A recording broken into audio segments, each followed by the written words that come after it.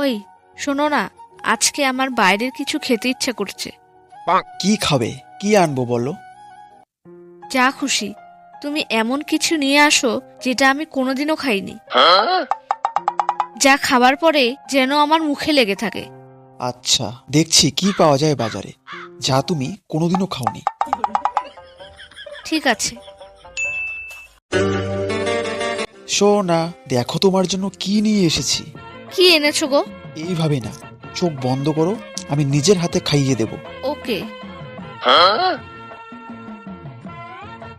হা করো।